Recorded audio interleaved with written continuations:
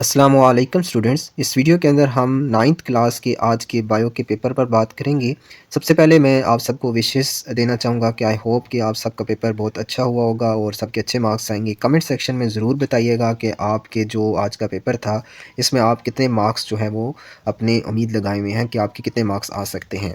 तो सबसे पहले हम सेक्शंस पर बात करेंगे और सबसे पहले जो सेक्शन हम डिस्कस करने जा रहे हैं वो है शॉर्ट क्वेश्चन का सेक्शन, जिसमें आपने 3 नंबर का एक सवाल और टोटल 11 क्वेश्चन आपने करने थे। पहले क्वेश्चन पर बात कर लेते हैं। पहला क्वेश्चन जो है आप लोगों के सामने है, जिसमें लिखा हुआ था कि identify and briefly explain the relevant branches of biology in the following action. इन दोनों एक्शंस के हवाले से, ग्रीन लीव्स एंड हेरिडिटी के हवाले से आपने ब्रांचेस को आइडेंटिफाई करना था और उनको ब्रीफली एक्सप्लेन करना था, इनके रेलेवेंट ब्रांचेस ग्रीन लीफ और हेरिडिटी के हवाले से। अब ये दोनों के लिए आपको डिफरेंट ऑप्शन पे 1.5 और 1.5 मार्क्स थे। अगर इन दोनों में से किसी ने एक भी ठीक लिखा हुआ है तो उसको 1.5 मार्क्स जो है वो एलोकेट हो जाएंगे।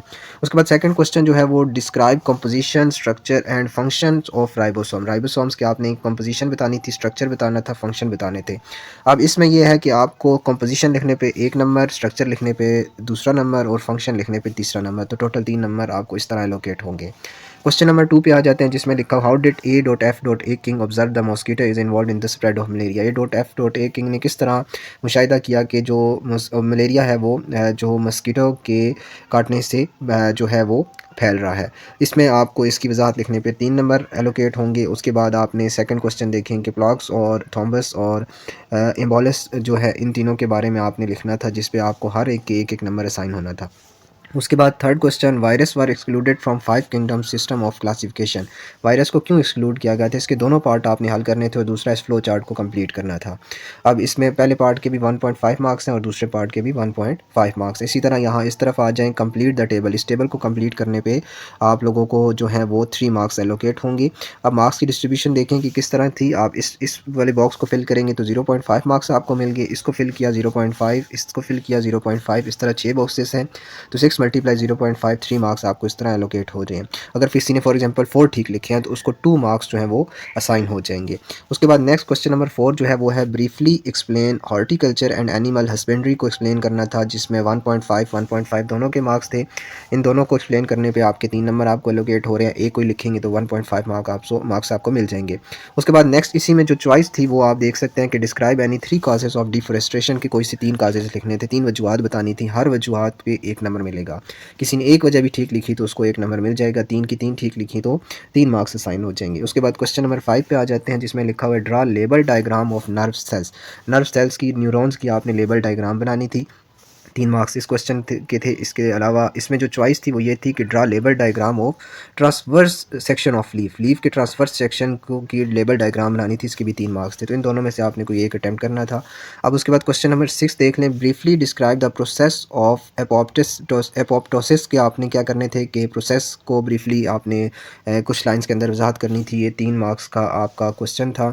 उसके बाद compare cytokinesis in plant and animal cell. Animal cells और प्लांट के सेल्स के अंदर साइटोकिनेसिस को आप लोगों ने कंपेयर करना था। दोनों की कंपैरिजन के 1.5 मार्क्स आपको मिलने थे।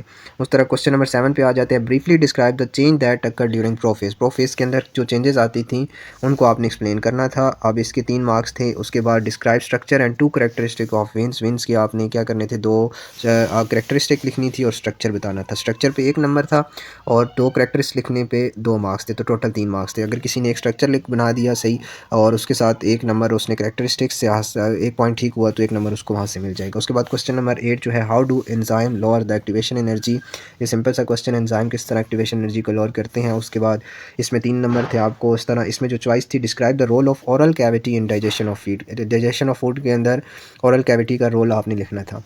क्वेश्चन नंबर 9 स्टूडेंट जो है लॉक एंड की मॉडल था, डायग्राम के साथ एक्सप्लेन करना था। अगर डायग्राम नहीं बनाएंगे तो आपका 1 नंबर कट जाएगा। हर चीज़ के फेडरल बोर्ड ने आप देख सकते हैं कि मार्क्स प्रॉपर डिस्ट्रीब्यूट किए हुए हैं। अगर किसी ने लॉक एंड की मॉडल लिख दिया लेकिन डायग्राम ना बनाई तो 1 नंबर उसका कट जाएगा। अगर डायग्राम बना दिया और लॉक एंड की मॉडल लिखा ना हुआ तो उसको तब 1 नंबर रहेगा। अब इसमें याद रखिएगा सेकंड क्वेश्चन जो चॉइस थी, how does pH affect enzyme activity, enzyme activity को पीएच किस तरह आपका अफेक्ट करता है। Describe with suitable graph, graph का 1 नंबर है, आप देख सकते हैं मार्क्स डिस्ट्रीब्यूशन, और उसके बाद 2 नंबर जो थे वो अफेक्ट के थे। इस तरह क्वेश्चन नंबर 10 था, एंटीजेंस और एंटीबॉडीज़ बतानी थी तीनों ग्रुप्स की। अब इसके अंदर आप लोग देख सकते हैं कि तीनों ग्रुप के मार्क्स डिस्ट्रीब्यूट हुए हैं, हर एक ग्रुप का 1 नंबर था। उस तरह आप नेक्स्ट क्वेश्चन चॉइस वाले पे चले जाए, जिसमें लिखा हुआ है give summary of dark reaction in photosynthesis, के अंदर डार्क रिएक्शन की समरी वजाहत करनी थी, 3 नंबर का ये वजाहत थी, एक्सप्लेनेशन थी। क्वेश्चन नंबर 9 जो है वो है which phase of aerobic respiration occur in matrix of mitochondria, describe with equation. तो इसमें आपने इक्वेजन के साथ आपने ये बताना था respiration occur matrix of mitochondria के अंदर। उसके बाद इसमें यहाँ 3 चीज़ों की डेफिनेशन लिखनी थी, क्रॉसिंग ओवर की, आपने कैस्मेटा की डेफिनेशन लिखनी थी, स्नैपिसिस की डेफिनेशन लिखनी थी, साइनोपिसिस की डेफिनेशन लिखनी थी। ये तीनों पे आपको 1-1 नंबर मिलना था। सेक्शन सी पे आ जाते हैं, जिसमें आप देख सकते हैं कि क्वेश्चन नंबर 3 जो था, इसमें आपने सबसे पहले structure and function of nucleus with the help of label diagram, आपने लेबल डायग्राम की मदद से न्यूक्लियस का स्ट्रक्चर बनाना था, फंक्शन लिखना था। स्ट्रक्चर के 3 नंबर थे, फंक्शन के 2 नंबर थे। अब उसके बाद ब्लड सेल पे कंप्लीट नोट लिखना था, इस पे आपको 2+2+1 मार्क्स मिलेगा।